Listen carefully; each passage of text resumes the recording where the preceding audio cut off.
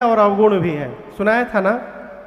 जो मनुष्य कहीं भी जाए तो वहां से केवल सद्गुण का ग्रहण करे, अवगुण तजी और सबके गुण गहई। अर्थात जो मनुष्य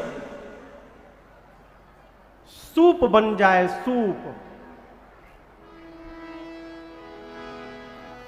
सूप सूप देखे हैं सूप। अब तो लोग सूप खाली छठ पूजा में देखते हैं। सूप में माई पहले गेहूं चावल फटकती थी, आज भी माताएं फटकती होंगी गांव में। शहर में तो सूप देखूं कि नहीं मिलत है। अब सूप और चलनी में बड़ा अंतर है। चलनी क्या करती है, जितना चलनी आटा चालने वाला चलनी जितना बढ़िया सामान है सब छोड़ देती है, कचड़ा अपने पास रखती है, भूसा करती है ना। और सूप क्या करता है, भूसा कचड़ा सब बाहर निकाल देता है, अब बढ़िया अनाज अपने पास रखता है। उसी प्रकार मनुष्य को चलनी नहीं बनना चाहिए, जहां भी जाए तो सूप बन के रहना चाहिए। वाल्मीकि जी कहते हैं, राम जी सब जो सबके अवगुण को छोड़कर गुण को ग्रहण करे, ब्राह्मण और गौ के लिए संकट लेने को तैयार हो जाए, जो नीति का पालन करता हो, हे राम जी आप उसके मन रूपी घर में जाके रहिए, उसका मन आपके लिए 10वां घर है। अब 11वां स्थान कहते हैं, गुण तुम्हार समुझै निज दोसा, जेहि सब भांति तुम्हार भरो। ये बड़ी अद्भुत बात, ये बड़ी अद्भुत बात। लड़का यदि परीक्षा में 95% नंबर ले आता है भैया, तो माई बाबू मिठाई पैकेट करवा करके पैकिंग सब हितई घूमते हैं, एक एक डब्बा मिठाई लेके जाकर कहते 95% आया है। बहुत मेहनत किया, बहुत दिन रात एक कर दिया महाराज, देखा नहीं, शरीर पर ध्यान नहीं दिया, बहुत मेहनत किया, बोलते हैं ना।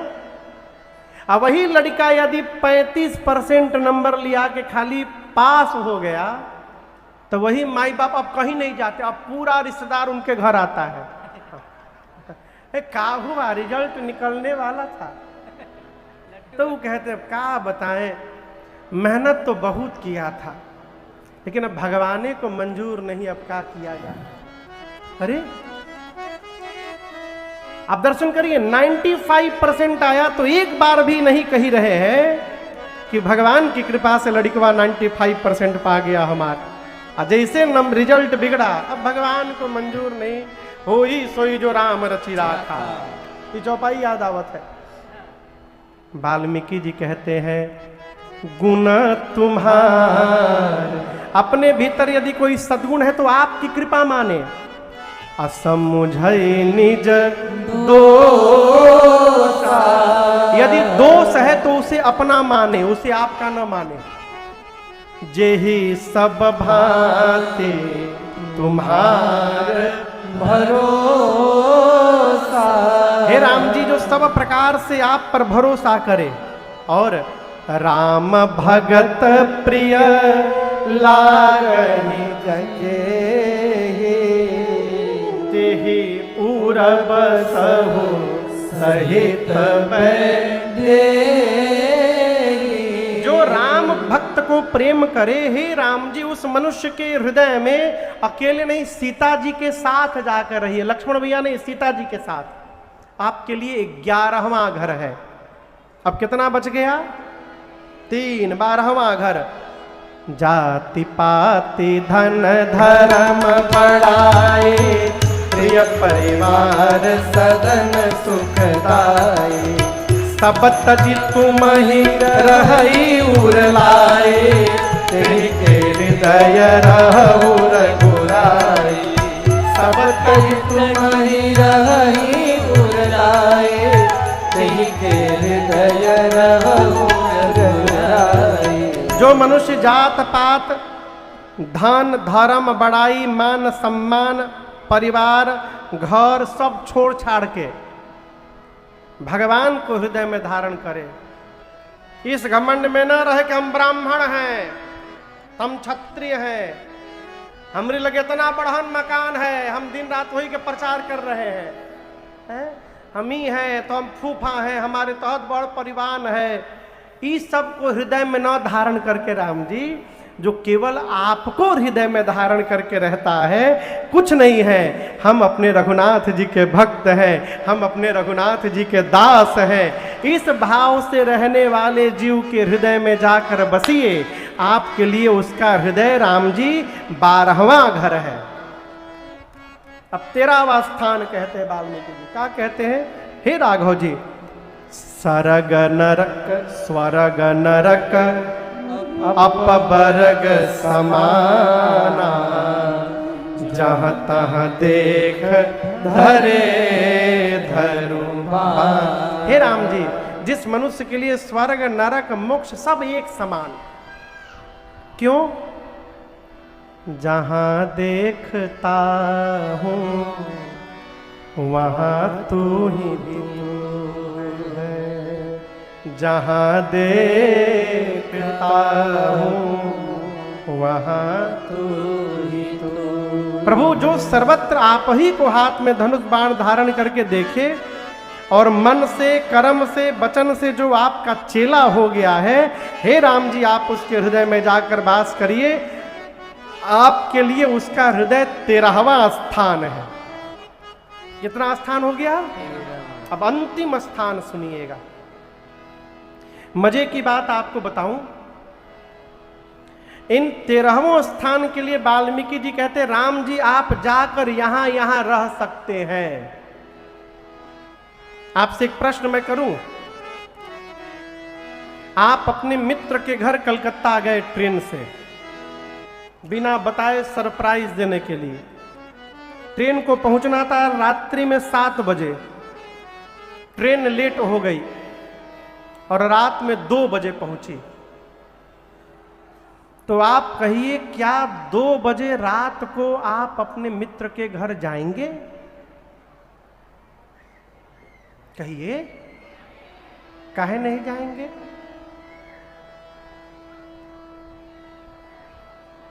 इसलिए नहीं जाएंगे कि मध्य रात्रि में किसी के घर जाना ये मर्यादित व्यवहार नहीं है। आप क्या करेंगे? वेटिंग रूम में जाके बैठ जाएंगे, प्लेटफार्म में बैठ जाएंगे, सवेरे 5 बजे 6 बजे भोर का प्रतीक्षा करेंगे और सवेर होने के बाद फिर मित्र के घर जाएंगे। ठीक। अब फिर प्रश्न, यदि आप अपने घर जा रहे हो और गाड़ी रात को 2 बजे पहुंचे तो क्या प्लेटफार्म में बैठिएगा? नहीं। अपना घर जहां होता है वहां जाने के लिए हम घड़ी नहीं देखते, जब मन करता है तभी चले जाते हैं। 13 स्थान में वाल्मीकि जी बोले यहां यहां आप जाकर वास करिए, लेकिन 14वें स्थान के लिए वाल्मीकि जी कहते हैं वहां वास न करिए, वो आपका राम जी अपना घर है। क्या है 14वां स्थान? जाहि न चाहिए, जहां से आज की कथा प्रारंभ हुई है। जाहि न चाहिए कबहु कछो, तुम सम सहज सने, बसहु निरंतर तासुमन, सो राउर निज गेह। कहते राम जी, जो मनुष्य आपसे जीवन में कभी कुछ न चाहे, भैया जहां से कथा प्रारंभ हुई थी आज की, देखिए वहीं पहुंच गई कथा। वाल्मीकि जी कहते हैं जो मनुष्य आपसे जीवन में कभी कुछ न मांगे और बदले में सहज प्रेम करे। क्या करे? सहज प्रेम। ये भी बड़ी अद्भुत बात सहज प्रेम का है। किसी से भी आपसे मैं पूछूंगा कि आप सुबह से क्या किए, तो आप बताएंगे महाराज 10 बजे गए थे बैंक में, फिर दुकान गए थे, ऑफिस गए थे, खेत में गए थे और 4 बजे पंडाल में चले आए। कोई भी आप में से ये नहीं बोलेगा कि हम उठने के बाद हाथ से आंख ऐसे ऐसे किए, फिर बिस्तर से नीचे उतरे, बाथरूम में गए, ब्रश लेके पेस्ट लगा के ब्रश किए। कोई नहीं बोलेगा। फिर नहाएं, कोई नहीं बोलेगा। क्यों? ये जितने कर्म है ना, ये हमारे के सहज, हमारे जीवन के सहज व्यवहार हैं। हम ये करते रहते हैं, हमको पता नहीं चलता। सहज प्रेम का अर्थ है वो प्रेम जो हमारे द्वारा भगवान के प्रति होता भी रहे और हमको पता भी न चले। क्यों? जिस काम का पता चल जाता है उसके छूटने का भय बना रहता है, और जिस कार्य का पता नहीं चलता है वो कार्य हमसे दिन रात होते रहता है और हम आनंद में अपना व्यवहार भी करते रहते हैं। वाल्मीकि जी कहते हैं, राम जी जो आपसे जीवन में कभी कुछ न मांगे और आपको केवल सहज प्रेम करे, हे राम जी आप उसके मन में जाके रहिए, हृदय में जाके रहिए। उसका हृदय आपका अपना घर है, निरंतर जाकर वास करिए। ये वाल्मीकि जी ने 14 स्थान बताए। अब इनमें से यदि हम एक भी स्थान अपने जीवन में सुदृढ़ कर लिए ना, तो ये मानव जीवन धन्य हो जाएगा। 14 स्थान बताने के बाद वाल्मीकि जी कहते हैं, हे राघव आप चित्रकूट गिरि करहु निवासु, कह तुम्हार सब भांति सुपासु। अत्रि आदि मुनि वर बहु बसहि, करहि जोग जप तप तन कसहि। चलहु सफल श्रम सब कर करहु, राम देव गौरव गिरि बरहु। चलहु सफल श्रम सब कर करहु, राम देव गौरव गिरिवरहु। रमेउ राम मन देवन जाना, रमेउ राम मन देवन जाना। चले सहित सूरथपति प्रधाना, चले सहित सूरथपति प्रधाना। चले सहित सूरथपति प्रधाना। वाल्मीकि जी ने कहा, राम जी आप जाकर चित्रकूट में वास करिए। राम जी के आने के पहले देवता कोल की रात के वेश में चित्रकूट आकर भगवान के लिए कुटिया बना चुके हैं। राम जी आए, चित्रकूट की दिव्यता देखकर भगवान का मन रम गया। देवता प्रार्थना करके विदा लेकर गए, मुनि लोग आए, प्रणाम करके गए। राम जी ने प्रणाम किया मुनियों को, मुनि लोग आशीर्वाद देकर गए। अब वन में रहने वाले कोल किरात कोल भी राम जी के पास आए और आकर कहते हैं, राम जी आप यहाँ रहने का जो निर्णय लिए हैं ना, बहुत बढ़िया निर्णय लिए हैं। अच्छा, आप में से कोई भगवान से ये बोल सकता है कि राम जी आप डरिएगा मत, हम हैं आपके साथ? कोई कहेगा? ये कोल भील कह रहे हैं राम जी से कि आप डरिएगा बिल्कुल मत राम जी, हम हैं ना आपके साथ, हम आपको यहाँ उदास नहीं रहने देंगे। इस वन का पग पग हमारा देखा हुआ है, हम रोज आपको घुमाने ले जाएंगे, सांप से, बाघ से, सिंह से, हाथी से, सबसे बचा के घुमाएंगे। राम जी बोले, अब तक तो बहुत डर लग रहा था, लेकिन अब आप लोग आके बोल दिए तो मेरा सारा भय समाप्त हो गया, अब कोई डर नहीं है। उसी में कोल ने कहा कि राम जी हम एक बात कहें, मुंह छोटी है बात बड़ी है। राम जी बोले कहिए। कोल भील ने कहा कि प्रभु आप अपना परिवार छोड़ करके यहाँ वन में आए हैं, आज के बाद हम लोगों को ही अपना परिवार मान लीजिएगा, है? और हम कह रहे हैं, पूरी जाति की ओर से हम कहना चाहते हैं, कोई भी यदि बात कहनी हो ना मध्य रात्रि में, तो आप संकोच मत करिएगा राम जी, कुछ भी कहना हो। हम सेवक परिवार समेता, नाथ ना सकुचब आयसु। हमारा पूरा परिवार आपकी सेवा में उपस्थित है राम जी। कोई भी आज्ञा देनी हो तो संकोच न करिएगा। किसी ने पूछा प्रश्न कि जो भगवान मुनियों के कहने में नहीं आते, सोचने में नहीं आते, वेद के कहने में नहीं आते, मुनियों के मनन में नहीं आते, वो भगवान इन कोल भीलों की बात सुन रहे हैं इतने प्रेम से।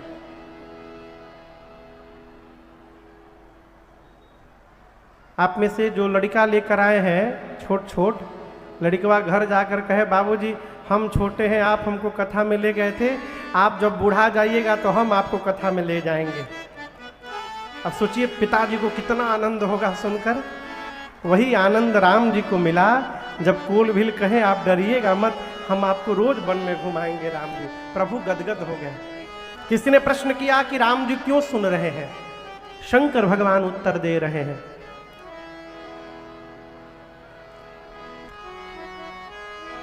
राम ही केवल प्रेम प्यारा,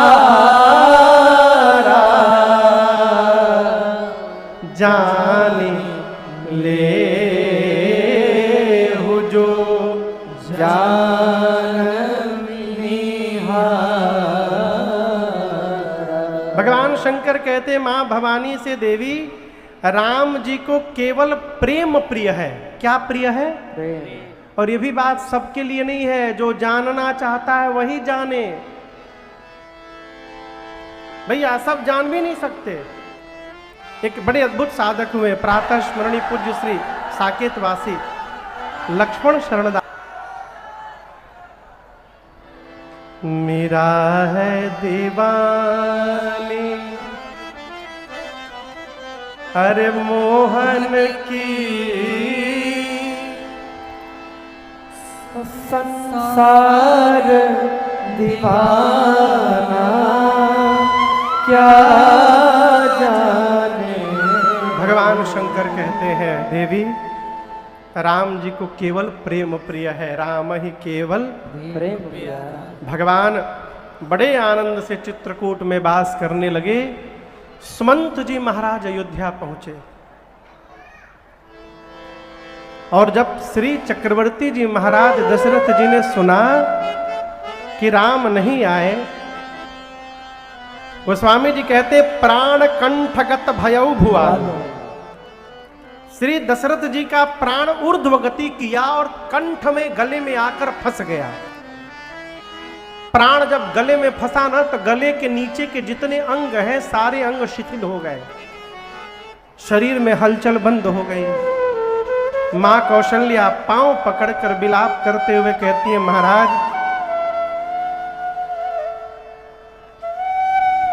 आज ये अयोध्या जहाज बना है, जहाज, और इस अयोध्या रूपी जहाज पर पूरा परिवार बैठा है और ये अयोध्या रूपी जहाज राम के वियोग रूपी समुद्र में डोल रहा है प्रभु, और आप ही इस जहाज के नाविक हैं प्रभु। यदि नाविक ही नहीं रहेगा तो कहिए जहाज को डूबने से कौन बचाएगा। मैं कहती हूं प्रभु यदि आप धैर्य धारण करेंगे तो 14 वर्ष बाद आपके राम स्वयं आपको आकर दंडवत प्रणाम करेंगे प्रभु। महाराज कहते हैं कौशल्या आज मुझे धैर्य की याद नहीं आ रही है, आज मुझे उस अंधे माता पिता के श्राप की सुधि आ रही है। कौन से अंधे माता पिता याद है ना? श्रवण कुमार के माई बाप।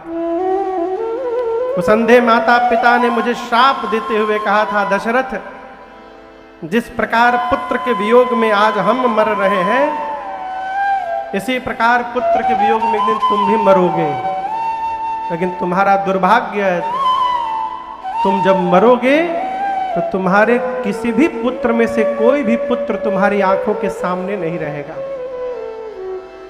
आपको बताऊं महाराज ने मरते समय कौशल्या मैया से 2 बात कही थी। कितनी बात? 2 बात। महाराज कहते थे, कहे मां कौशल्या से, कहे कौशल्या जाने हो सदा भरत कुल दीपा। महाराज कहते हैं कौशल्या, प्रकाश के 3 साधन हैं। कितने? सूर्य, मणि और दीपक। महाराज बोले कि रघुवंश का सूर्य अब अस्त होने वाला है, मन मैं जाने वाला हूं। रघुवंश के मणि राम अयोध्या छोड़ के चले गए हैं। अब इस घर को प्रकाश देने के लिए एक दीपक बचा है केवल। मां पूछी वो दीपक कौन है?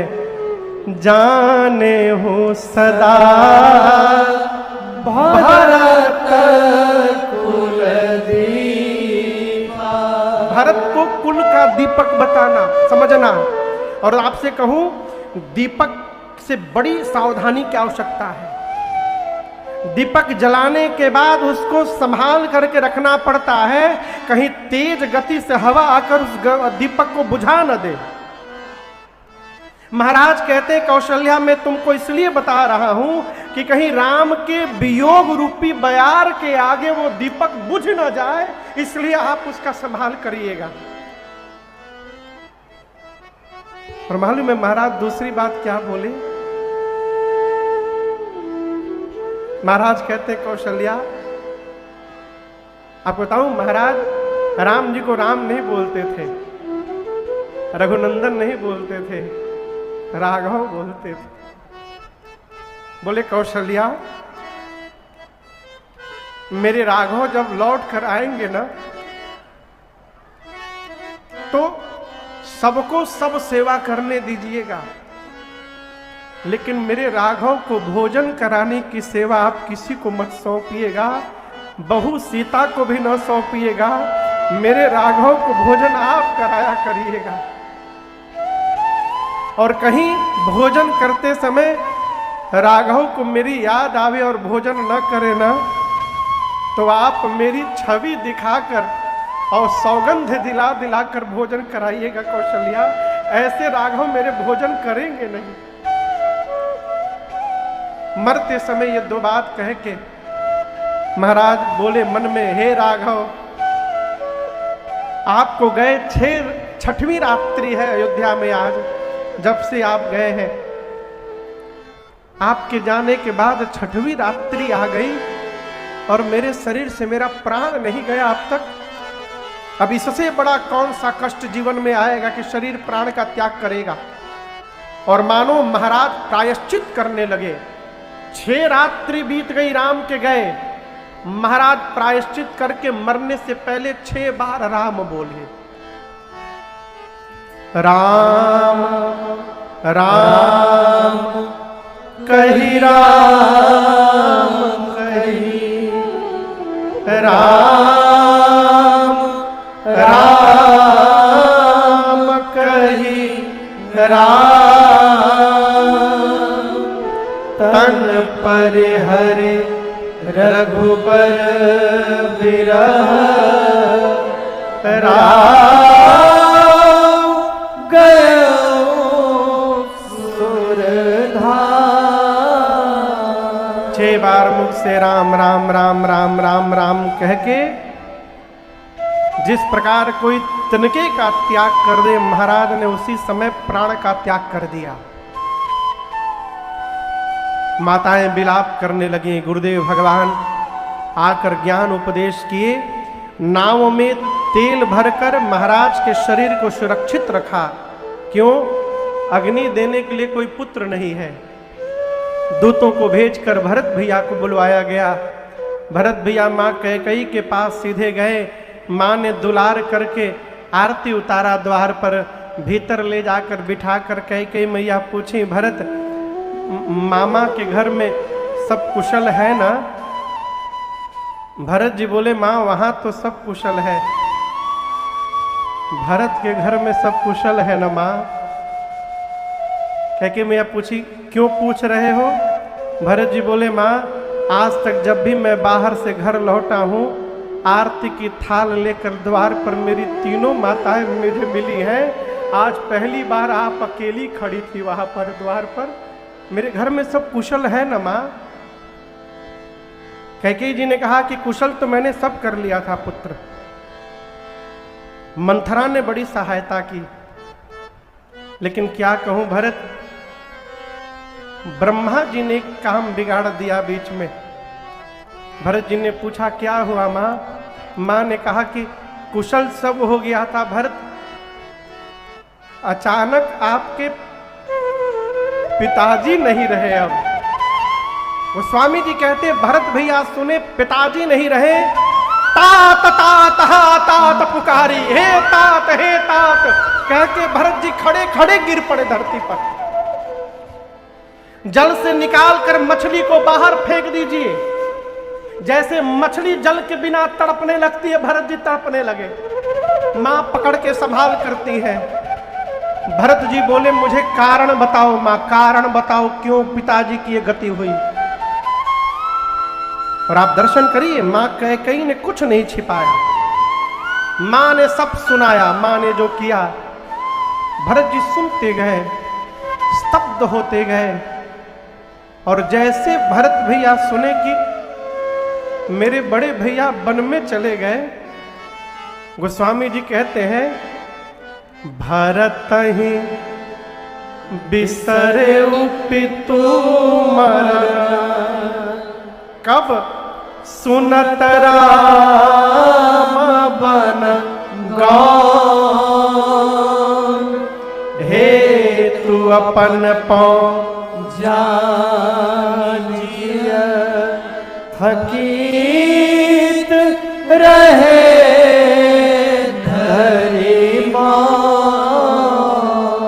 जैसे भरत भैया सुने कि राम भैया वन चले गए, ये सुनते भरत जी पिताजी की मृत्यु भूल गए। क्यों भूल गए? बड़ा दुख जब जीवन में आ जाता है तो उसके आगे छोटका दुख हेरा जाता है। जब सुने कि भैया मेरे वन चले गए, पिताजी की मृत्यु भूल गए, और कहे कैकेयी न तुम्हारा अपराध है, न मंथरा का अपराध है, न मेरे पिताजी का कोई दोष है। यदि कोई अपराधी है तो ये अधम भरत है। इस पापी ने इस धरती में जन्म ही क्यों लिया? न मैं जन्म लेता, न तुम मुझे राजा बनाने का स्वप्न देखती। भरत जी अपने को कोसने लगे, मैं धिक धिक अग उधली अभाग, मैं धिक्कार हो मुझे, धिक्कार हो मुझे। कौशल्या मैया के पास भरत जी गए, और भरत जी मालूम है माँ से क्या क्या बोले? भरत जी पांव पकड़ के माँ से कहते माँ मैं सौगंध खा के कहता हूँ माँ, भैया के वनवास में मेरी कोई सहमति नहीं है माँ। यदि भैया के वन जाने में मेरी लेश मात्र भी सहमति हो माँ, तो जो पाप सदगुरु की हत्या से लगता है तेरे भरत को लग जाए माँ। जो पाप माता पिता की हत्या से लगता है मुझे लग जाए। जो पाप अंक में पल रहे संतान की हत्या से लगता है माँ, मैं वो पाप लेने को तैयार हूं मैया। भरत जी बोलते बोलते 28 पाप गिना गए। बोले ये सारे पाप मुझे लग जाए। कौशल्या मैया ने भरत जी को गोद में बिठाकर कहा, भरत, जिस सूर्य के आने के बाद अंधकार समाप्त हो जाता है, मैं कहती हूं किसी दिन संभव है कि अंधकार ही सूर्य को समाप्त कर डाले। ये संभव है। ये पूरा का पूरा आकाश एक छोटे से बादल में समाहित हो जाए, ये संभव है। जल से निकलने के बाद भी मछली मरे नहीं भरत, ये संभव है। ज्ञान होने के बाद भी मोह समाप्त न हो, ये संभव है।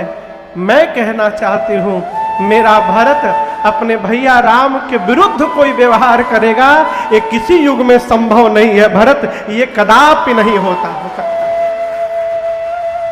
जो इस प्रकार की बात सोचेगा भी, उसे सपने में भी सुगति प्राप्त होने वाली नहीं है। रात भर भरत जी मां के पास बैठे रहे। प्रातःकाल गुरुदेव भगवान सरजू जी के किनारे चंदन की लकड़ी सी चिता सजाए, और भरत भैया ने पिताजी को मुखाग्नि दिया है। भरत जी ने पिताजी का जो श्राद्ध कर्म किया है, गोस्वामी जी कहते हैं 1,00,000 मुख से उसका वर्णन नहीं किया जा सकता। मैं आपसे प्रार्थना करूं, माता पिता के मरने के बाद श्राद्ध में श्रद्धा दिखाई अच्छी बात है, लेकिन मरने के बाद में श्रद्धा दिखाइए। माई बाप जब तक जीवित हैं तब तक जितनी श्रद्धा दिखानी है दिखा लीजिए। जो जीवन में एक गिलास पानी नहीं दिया बाबूजी को अपने हाथ से, वो मरने के बाद भंडारे पे भंडारे कराते रहे, कोई अर्थ नहीं है उस भंडारे का। हमसे एक लोग मिले, बोले महाराज प्रयाग में हम वृद्धाश्रम की व्यवस्था देखते हैं। अब हम उनसे कहा बोले, हम उनसे कुछ बोले नहीं, लेकिन हम आपसे कहें ये भारतवर्ष का दुर्भाग्य है कि भारत में वृद्धाश्रम खोला जा रहा है। हमारी संस्कृति वृद्धाश्रम खोलने की नहीं है, हमारी संस्कृति गौशाला खोलने की है। आप वृद्धाश्रम खोल करके समाज के लड़कों को ये अवसर दे रहे हैं कि अपने माई बाप को छोड़ के जाओ यहां पर, इसलिए वृद्धाश्रम का विरोध करिए।